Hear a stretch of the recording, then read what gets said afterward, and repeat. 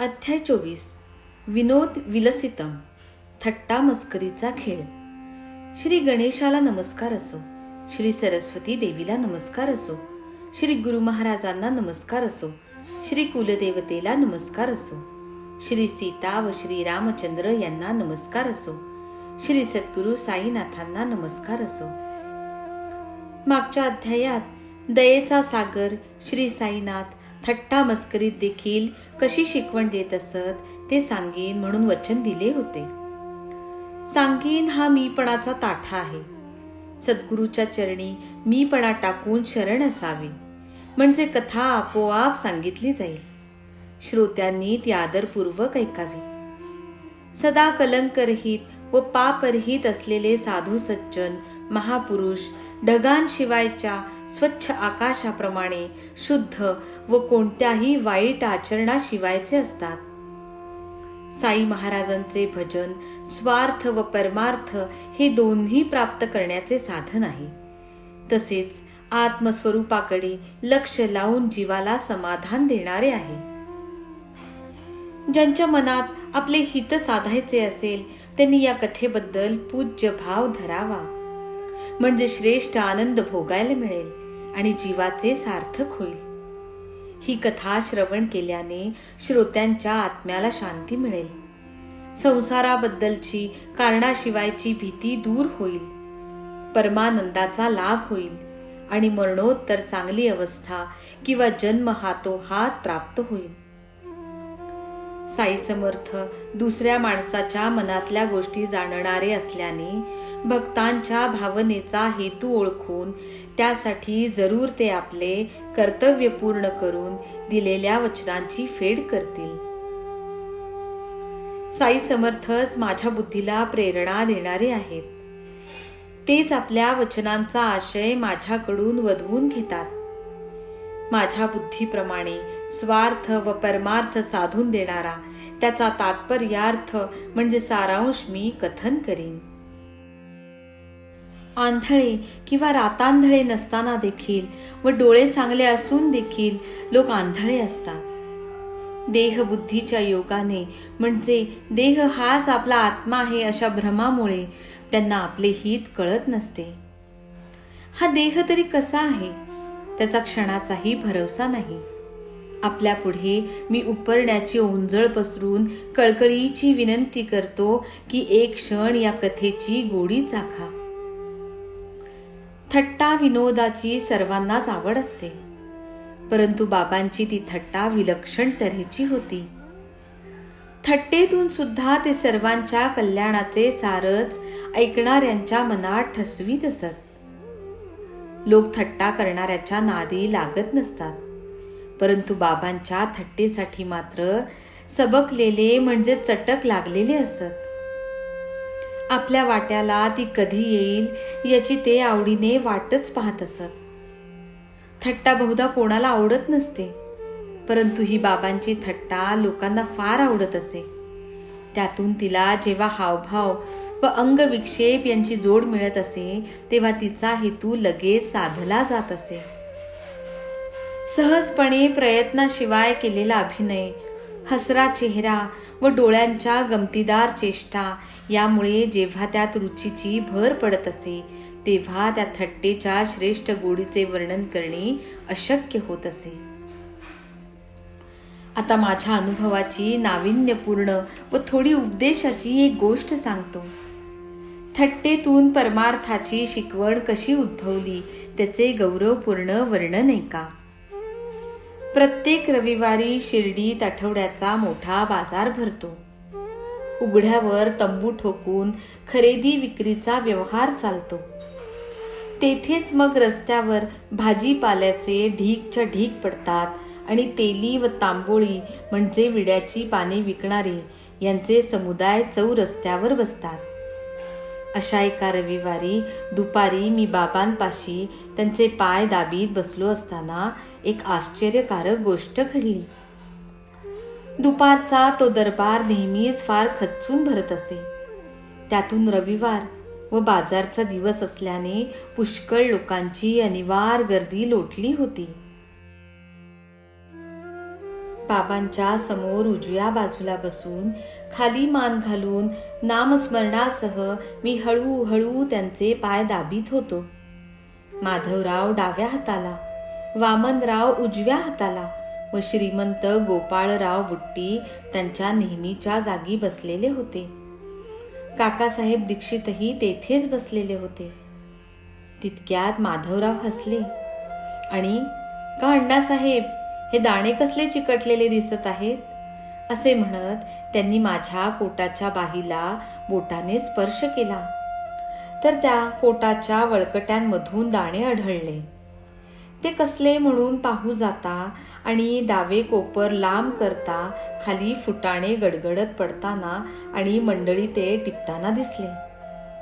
मंडळींनी टिपून टिपून गोळा केले ते 5-25 फुटाणे भरले आणि तेच थट्टेला कारण झाले. हे असे कसे घडले यावर मंडळींचे तर्क चालले. जो तो विचारात गर्क झाला. फुटाण्यांचा कोटाशी संपर्क कसा झाला याचे सगळ्यांना आश्चर्य वाटले. खाकी कोटाच्या वळ्या त्या किती, आणि त्यात हे एवढे दाणे राहिले तरी कसे? ते कोठून कसे आले हे कोणालाही निश्चितपणे कळेना. मी नामस्मरणी लय लावून बाबांचे पाय चेपीत असता हे मध्येच फुटाण्याचे आख्यान कोठून उत्पन्न झाले? इतका वेळ सेवा करीत होतो तेव्हा हे का मुळीच पडले नाहीत? इतक्या वेळ तेथेच राहिलेच कसे? याचे सगळ्यांच्या मनाला आश्चर्य वाटले.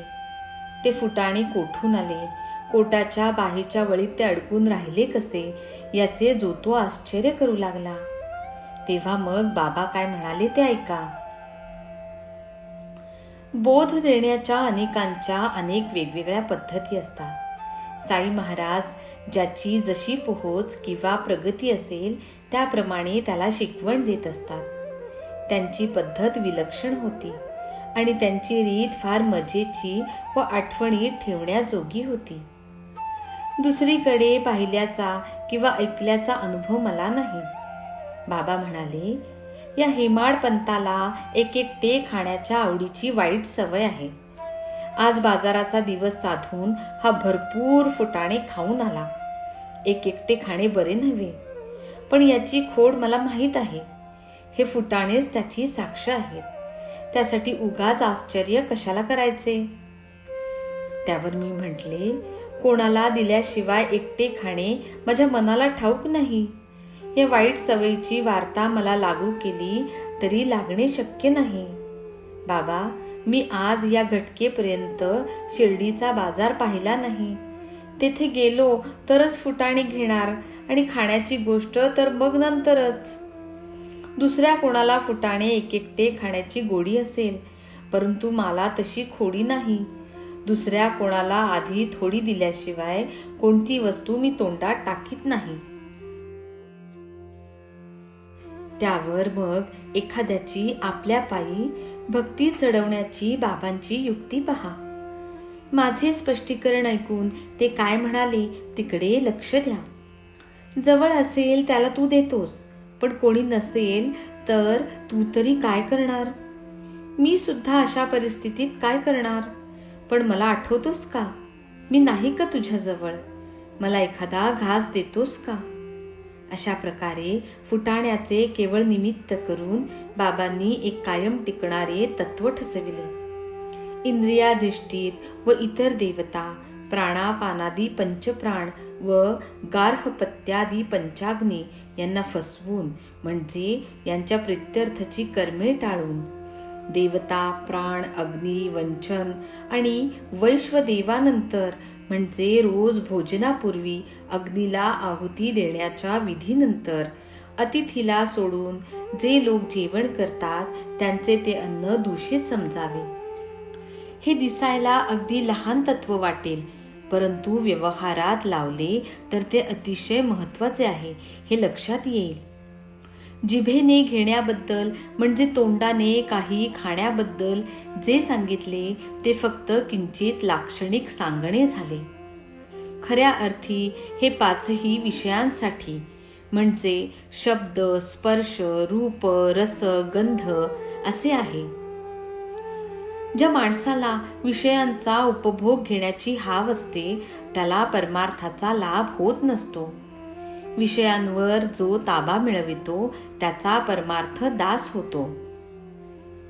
यदा पंचावतिष्ठन्ते ज्ञानानि मनसा सह बुद्धिश्च न विचेष्टती तामाहु परमांगतीम. योगाभ्यास करता करता जेव्हा मनासहित पाचही इंद्रिये अगदी स्थिर होतात आणि बुद्धी देखील कोणतीही चेष्टा करण्याचे थांबविते, त्या स्थितीला योगाची सर्वोत्तम स्थिती म्हणतात. असे जे कठोपनिषदाच्या अध्याय 2 वल्ली 3 मधील या मंत्रात म्हटले आहे, ते बाबा या थट्टेच्या निमित्ताने आणखी ठसवीत होते. शब्द, स्पर्श, रूप व गंध या बाकी 4 विषयांचा याच गोष्टीशी संबंध आहे हे दाखवून प्रस्तुत कथेशी जुळणारे किती बोधप्रद बाबांचे हे व्याख्यान. बाबा म्हणत, मन, बुद्धी वगैरे इंद्रियगण विषयांचा उपभोग घेण्यास लाचवले की भक्ताने आधी माझे स्मरण करावे, म्हणजे ते विषय हळूहळू मलाच अर्पण होतील. इंद्रिये विषयांशिवाय राहतील असे कधीच घडणार नाही, परंतु त्यांना जर गुरुचरणी अर्पण केले तर त्यांच्याबद्दलची आसक्ती सहज कमी होईल. कोणती इच्छा उत्पन्न झाली तरी ती माझ्याविषयीच करावी. राग आला तरी माझ्यावरच रागवावे. अभिमान, दुराग्रह इत्यादी सुद्धा भक्तांनी माझ्याच पायी समर्पण करावे. काम, क्रोध, अभिमान वगैरे वृत्ती जरी कडकडून उफाळून आल्या तरी त्या एका माझ्याकडे नेम धरून सरळ सोडून द्याव्यात. या रीतीने क्रमाक्रमाने असल्या वृत्तींचा श्रीहरी नायनाट करील आणि या काम, क्रोध, अभिमान रूपी विषारी त्रिकुटांच्या लहरी तो गोविंद दूर करील. किंबहुना या सर्व क्षुब्ध मनोवृत्ती माझ्या स्वरूपातच लय पावतील किंवा त्या माझे स्वरूपच बनतील आणि माझ्या ठिकाणी शांत होतील.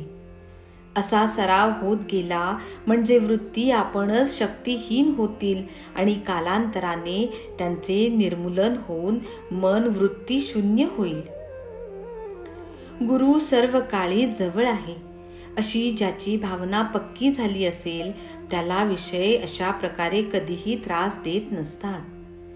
जेथे असली चांगली भावना रुजली असेल तेथे संसाराच्या बंधनाची उकल झाली असे समजावे. प्रत्येक विषयामध्ये गुरु प्रगटला किंवा विषयांच्या रूपाने गुरु स्वतःच नटला म्हणजे थोडा सुद्धा विषयांचा उपभोग घेऊ लागता बाबा अगदी जवळ आहेत या भावनेमुळे ते विषय भोगण्यास योग्य आहेत की अयोग्य आहेत याचा विचार मनात उठेल. असेव्य म्हणजे भोगण्यास अयोग्य. असेव्य विषय सहजच सुटतील. व्यसनी भक्तांचे व्यसन मोडेल आणि दृढ अभ्यासाने मन मूळ ठिकाणी वळविले म्हणजे असेव्य विषय भोगणे त्याला नकोसे होईल. मग तो विषयांना दाबात ठेवण्यासाठी तत्पर होईल. वेद हे त्या सर्व नियमांचे मूळ स्थान आहे. त्यातील नियमांप्रमाणे तो मग विषयांचे सेवन करील आणि मन मानेल तसे आचरण करणार नाही. अशी मनाला सवय लागली म्हणजे विषयांबद्दल विचार क्षीण होत जातील आणि गुरुभजनाची आवड उत्पन्न होऊन शुद्ध ज्ञानाला अंकुर फुटेल. मग शुद्ध ज्ञान वाढीला लागले की देहबुद्धीचे बंधन तुटेल आणि मग तीच बुद्धी अहम ब्रह्मी म्हणजे मीच ब्रह्म म्हणजे परमेश्वर आहे अशा विचारात बुडी देईल आणि अशा प्रकारचे सुख प्राप्त करील. हा देह जरी क्षणभंगूर असला तरी त्यामुळेच परमपुरुषार्थ साध्य होतो आणि प्रत्यक्ष मोक्षापेक्षाही श्रेष्ठ अशा भक्तियोगाचा लाभ होतो. खऱ्या भक्तांनी भक्तीच्या सुखापुढे मोक्ष सदा तुच्छच मानला आहे. तुकाराम महाराज म्हणतात, मोक्ष तुमचा देवा दुर्लभ तो तुम्ही ठेवा, मज भक्तीची आवडी नाही अंतरी ते कोडी. दुसऱ्या एका अभंगात तर ते भक्तीसाठी देवाला गर्भवासी सुखे घालावे आम्हासी अशी विनंती करतात. एकनाथ महाराजही म्हणतात, वारंवार जन्म घेऊ परी पाहू पंढरपूर.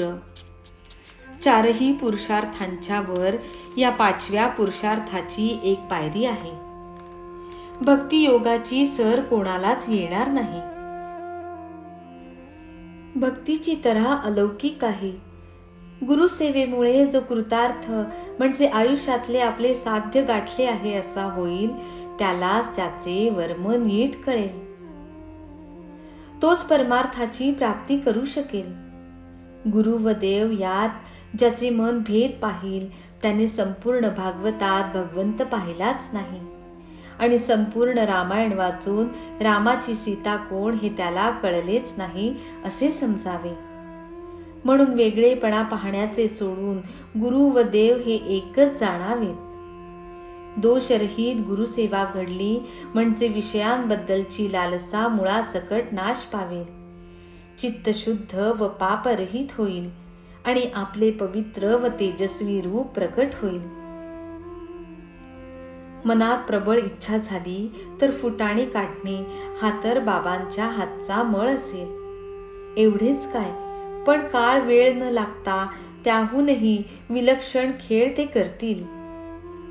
लोकात प्रचलित असलेला नजरबंदीचे प्रयोग करणारा जादूगार केवळ पोट भरण्याच्या आकर्षणामुळे मोह पाडणारी हाडाची कांडी फिरवून पाहिजे ते पदार्थ काढतो. परंतु साईनाथ हे अलौकिक जादूगार आहेत. त्यांच्या खेळाचे केवढे सामर्थ्य! मनात आले तर एका क्षणात असंख्य फुटाणे ते काढतील. पण या कथेचे सार काय याचाच आपण विचार करूया. पाचापोटी कोणताही विषय बाबांशिवाय सेवू नये. ही शिकवण जर मनाला दिली तर वेळोवेळी काही देता घेता साईंच्या चरणांची आठवण होईल आणि नियमानुसार विषयांचे सेवन करण्याचे लक्ष राहील. या शुद्ध ब्रह्माची सगुण मूर्ती डोळ्यांसमोर निश्चितपणे राहील. भक्ती, मुक्ती व विरक्ती यांचा उदय होईल आणि परमश्रेष्ठ अवस्थेची म्हणजे मोक्षाची प्राप्ती होईल. बाबांचे सुंदर रूप डोळ्यांनी पाहून संसारातील इच्छा वासना नाहीशा होतील. ऐहिक सुखांचे भान राहणार नाही आणि मनाला समाधान लाभेल. ओवी आठवू जाता आठवत नाही, परंतु जात्यावर दळण्यासाठी बसल्यावर ती आठवते. तशीच हरभऱ्याच्या दाण्याची म्हणजे फुटाण्याची गंमत सांगत असताना सुदाम्याची कथा आठवली. एकदा बलराम, श्रीकृष्ण व सुदामा विद्यार्चनासाठी सांदीपनी गुरूंच्या आश्रमात राहिले असताना कृष्ण व बलराम यांना अरण्यातून लाकडे आणण्याच्या कामासाठी पाठवण्यात आले. गुरुपत्नीच्या आज्ञेने कृष्ण व बलराम अरण्याकडे निघाले. तो त्यांच्या मागे लगेच सुदाम्याला पाठविला. त्याच्यापाशी गुरुपत्नीने चणे दिले आणि अरण्यात फिरताना भूक लागली तर हे चणे तुम्ही तिघेही खा असे सांगितले. पुढे रानात कृष्ण भेटला आणि सुदाम्याला दादा तहान लागली आहे असे म्हणाला. परंतु सुदाम्याने फुटाण्याची गोष्ट केली नाही. उलट कृष्णाला तो काय म्हणाला ते ऐका. अनेशेपोटी म्हणजे पोटात काही अन्न घेतल्याशिवाय पाणी पिऊ नये. थोडा विसावा घे मग पाणी पी. परंतु सुदामा हे चणे खा असे म्हणाला नाही. नंतर कृष्ण सुदाम्याच्या मांडीवर विसाव्यासाठी आडवा झाला. मग कृष्णाचा डोळा लागलेला पाहून सुदामा चणे खाऊ लागला. तेव्हा कृष्ण जागा होऊन म्हणाला, दादा काय हो खाता, हा आवाज कसला येतोय? पण सुदाम्याने उत्तर दिले, येथे खायला काय आहे रे? थंडीने दात थुडथुड वाजत आहेत. तोंडाने धड विष्णू सहस्त्र नामही स्पष्ट म्हणता येत नाही. सुदाम्याचे असे उत्तर ऐकून सर्व साक्षी परात्पर म्हणजे सर्वश्रेष्ठ परमात्मा श्रीकृष्ण म्हणाला, हो खरोखर मलाही तसेच स्वप्न पडले. एकाची वस्तू दुसरा खात असताना त्याला एकाने विचारले, काय रे खातोस? त्याने उत्तर दिले, काय खाऊ, माती? त्यावर वाघदेवता तथास्तु म्हणाली, अरे हे स्वप्नच बरे का दादा? मला टाकून तुम्ही कधी काही खाल का? काय खाता? हा प्रश्न सुद्धा मी स्वप्नाच्या नादात विचारला. पूर्वाश्रमी सुदामजीला कृष्णाची ही लीला ठाऊक असती तर त्याच्या हातून ही चूक घडली नसती आणि त्याचा परिणाम भोगावा लागला नसता. तो परिणाम तरी काय साधारण होता. 18 विश्वे अत्यंत दारिद्र्य त्याला भोगावे लागले. म्हणून जे लोक एकेकटे खातात त्यांनी हे लक्षात ठेवावे. साक्षात कृष्ण परमात्मा ज्याचा सखा असा हा सुदाम्यासारखा भक्त नीतीस यत्किंचित पारखा झाल्यामुळे, म्हणजे सदाचाराचे थोड्या प्रमाणातही नियम मोडल्यामुळे त्याला संसारात जोराचा फटका बसला. पण त्या सुदाम्याने पुढे आपल्या पत्नीने स्वतःच्या कष्टाने मिळविलेले मूठभर पोहे कृष्णाला अर्पण केल्यावर कृष्णाने प्रसन्नचित्त होऊन त्याला ऐश्वर्याने तृप्त केले. असो, आता आणखी एक बोध देणारी गोष्ट सांगतो. आधी ती थट्टेच्या आनंदाचे सुख देईल आणि मग शेवटी मुख्यत्वे करून उपदेशपर ठरेल. कोणाला परमार्थाचा उपदेश आवडतो, कोणाला तर्काचा युक्तिवाद आवडतो, तर कोणाला थट्टा विनोद आवडतो. एकूण सगळ्यांना आनंदी आनंद हवा असतो. या गोष्टीत सुद्धा एक थट्टाच होती. एक बाई व एक बुवा हट्टाला पेटले आणि साईंच्या दरबारात तंटा माजला, परंतु काही बट्टा न लागता तो सुटला. ही कथा सुद्धा मोठी रसाळ आहे आणि श्रोत्यांना पुष्कळ आनंद देणारी आहे. भक्त एकमेकांशी भांडत असताना हास्यरस म्हणजे नवरसांपैकी 5वा रस उत्पन्न होईल. भक्त दामोदर घनश्याम ज्यांचे आडनाव बाबरे होते, परंतु अण्णा चिंचणीकर हेच ज्यांचे प्रचारातले नाव होते, त्यांचे बाबांवर अमर्याद प्रेम होते. त्यांचा स्वभाव मोठा झणझणीत तिखट होता. ते कोणाची भीडभाड धरीत नसत. योग्य असो का अयोग्य असो अगदी स्पष्ट उघड ते बोलत असत. मग त्याचा परिणाम हितकारक होईल की अनहितकारक होईल हे ते पाहत नसत. अण्णांचा स्वभाव जितका कडक तितका सज्जन व सत्व गुणांनी युक्त होता. त्यांच्या डोक्यावर जणू काही भरलेली बंदूकच होती. तिच्या कानात ठासण्याची दारू चिकटवली की लगेच आगीचा डोंब उसळत असे. कोणतेही काम ते तडकाफडकी करीत असत. त्यात उधारीची वार्ताच नसे. कोणाची पर्वा न करता त्यांचा रोखठोक व्यवहार असे.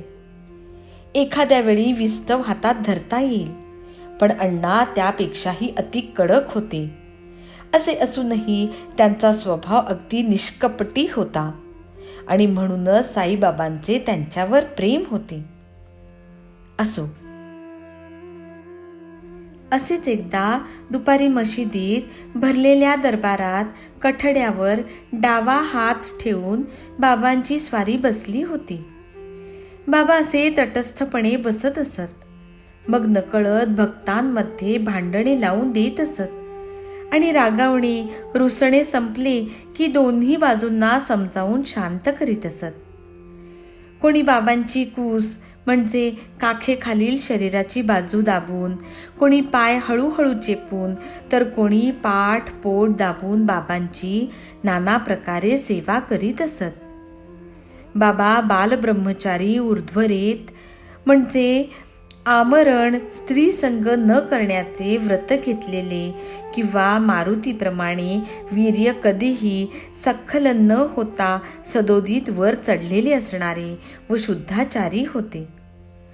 पुरुष व स्त्री या सर्वांना सेवा चाकरी करू देत असत. अण्णा कठड्याबाहेर पुढे वाकून बाबांचा डावा हात दाबीत होते, तर उजव्या बाजूची परिस्थिती कशी होती ते स्वस्थ चित्ताने ऐका.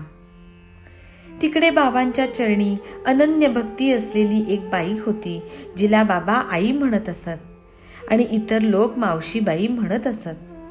तिचे मूळ नाव वेणूबाई होते व आडनाव कौजलगी होते. तिचा साई चरणी अनुपम सर्वश्रेष्ठ भाव होता. अण्णांची 50 उलटली होती. तोंडात दात नव्हते. मावशीबाई देखील वयस्कर होती. या दोघांमध्ये तंटा उद्भवला. अण्णा आपल्या कुटुंबासह बाबांची सेवा करीत असत.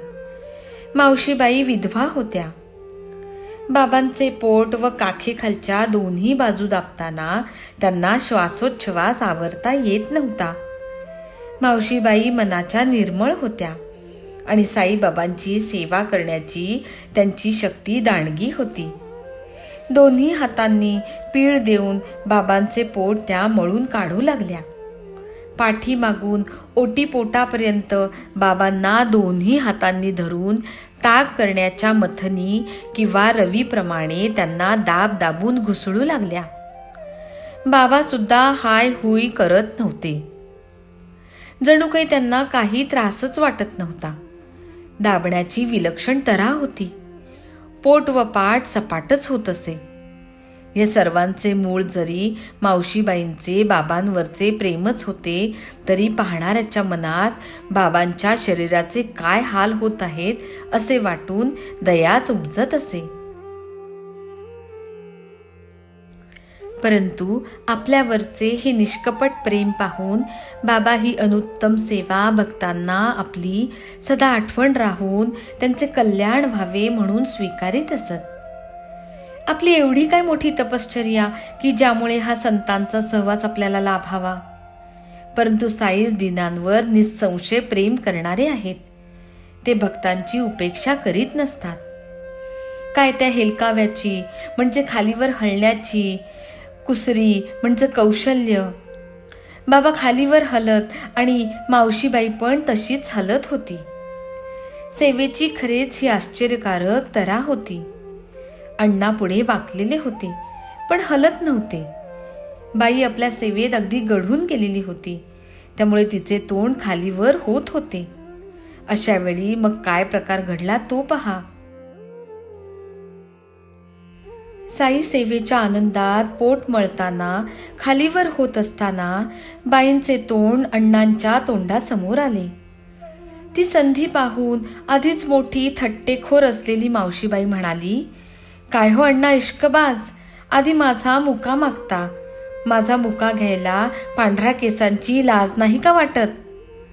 मावशीबाई असे बोलल्यावर अण्णांनी अस्तन्या वर सरकावल्या आणि म्हणाले, मी इतका थेरडा झालो तो अगदीच का मूर्ख वेडा असेन? तूच तोंडाला तोंड लावून माझ्याशी भांडायला तयार झालीस. बाबांना दोघांविषयी मनापासून काळजी होती.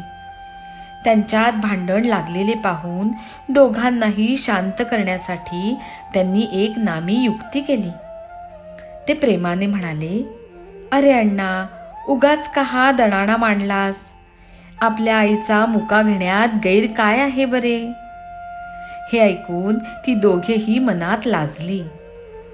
थट्टेचे शब्द आपल्या ठिकाणीच राहिले आणि प्रेमपूर्वक हास्याची उकळी फुटली.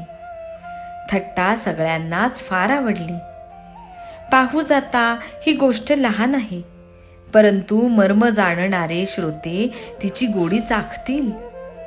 म्हणजे त्यांना कोणाला आपल्या जागी गप्प कसे बसवावे याचे अनेक प्रकार हातोहात दिसू लागतील. माय लेकरात जशी प्रीती असते तशी प्रेमाची भावना या दोघात असती तर हे भांडण उद्भवलेच नसते आणि क्रोधाची भावना उठलीच नसती. चापकाने मारल्यावर जोराने हसू येते आणि फुलांच्या वर्षावाने सपाटून रडू येते. मनावर उठणाऱ्या शोक, आनंद वगैरेंच्या लहरी मनाच्या कल्पनेवर किंवा समजुतीवर अवलंबून असतात. याचा अनुभव कोणाला आलेला नाही. खरेच बाबांच्या युक्तीची कमाल आहे. वेळेवर योग्य ते बोल बोललात की ज्यामुळे ऐकणाऱ्यांची मने शांत होतात आणि ते त्यापासून बोध घेतात.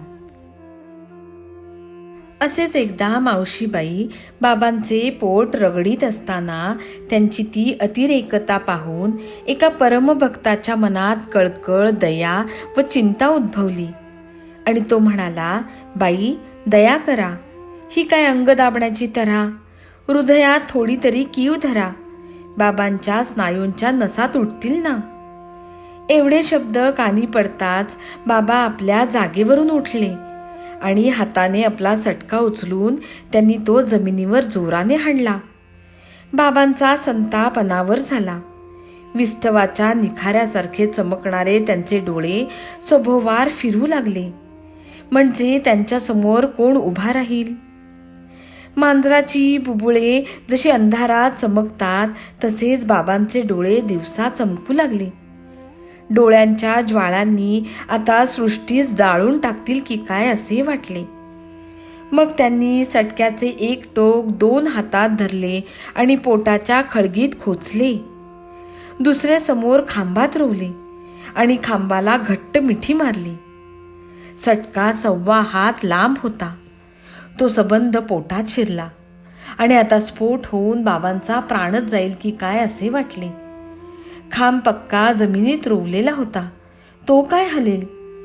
बाबा जवळजवळ सरकत गेले आणि त्यांनी खांबाला घट्ट आवळून धरले. पाहणाऱ्यांचे तर तोंडचे पाणीच पळाले. आता स्फोट होईल म्हणून जो तो तोंडात बोट घालून बसला. बापरे, काय अघटित हा प्रसंग! केवढे भयंकर हे संकट ओढवले. या आकांताला काय उपाय करावा? अशा प्रकारे लोक चिंता करू लागले. त्या मावशीकरिता एवढे संकट? पण भक्ताधीन राहणे हे बाबांचे ब्रीदच होते ना. कधी कोणीही सेवा करीत असताना मध्येच कोणी त्या सेवेची अयोग्यता दाखवलेली किंवा सेवा करणाऱ्याला काही बोललेले बाबांना आवडत नसे. त्या प्रेमळ भक्ताच्या मनात आले की मावशीबाईला काही सूचना करावी, म्हणजे बाबांना त्रास होणार नाही. तर त्याचा परिणाम असा का व्हावा बरे? असो. मग देवाला करुणा आली आणि साईबाबांच्या मनात शांतता उद्भवली. ती घाबरवणारी कल्पना सोडून ते आपल्या आसनावर येऊन बसले. तो प्रेमळ भक्त जरी निधडा होता तरी बाबांचा करडा स्वभाव पाहून त्याने कानाला खडा लावला आणि पुढे कसे वागायचे याचा बोध घेतला. तेव्हापासून निश्चय केला की सेवा करणाऱ्या कोणाच्या वाटेला जाऊ नये. ज्याच्या मनात जसे येईल तसे करू द्यावे. साई समर्थ स्वतः शक्तिशाली आहेत. सेवा करताना कोणाला अटकाव करायचा किंवा कोणावर कृपा करून त्याला ती मनसोक्त करून द्यायची हे ते जाणतात. सेवा करणाऱ्याचे गुण किंवा अवगुण आपण कशासाठी पाहावेत? एकाची सेवा साईबाबांना सुखदायक वाटते आणि दुसऱ्याची तीव्र वेदना देणारी किंवा झोंबणारी वाटते. हे तरी आपल्या बुद्धीचेच भावना तरंग आहेत ना. खरा प्रकार कोणालाच कळत नाही. असो, आता हा थट्टा विनोद पुरे. घेणारा यापासून बोध घेईलच. साईंच्या कथेचा स्वाद व वास भ्रमररूपी फक्त सेवन करू. हेमाडपंत साई चरणी लीन झाले आहेत. पुढील अध्याय याही पेक्षा श्रेष्ठ असेल. दयेचा सागर साईबाबा भक्त दामोदराची इच्छा पूर्ण करतील. तोही मोठा चमत्कार आहे. दामोदर संकटाने फार त्रासलेले होते. त्यांना आपल्या समोर बोलावून त्यांची मनाची अस्वस्थता बाबा घालवतील. सर्वांचे कल्याण असो. अशा प्रकारे संत व सज्जन यांनी प्रेरणा केलेल्या भक्त हेमाडपंत यांनी रचलेल्या श्री साई समर्थ यांच्या सत्यचरित्राचा विनोद विलसितम नावाचा 24वा अध्याय समाप्त झाला. श्री सद्गुरु साईनाथांना अर्पण असो. सर्वत्र मंगल असो.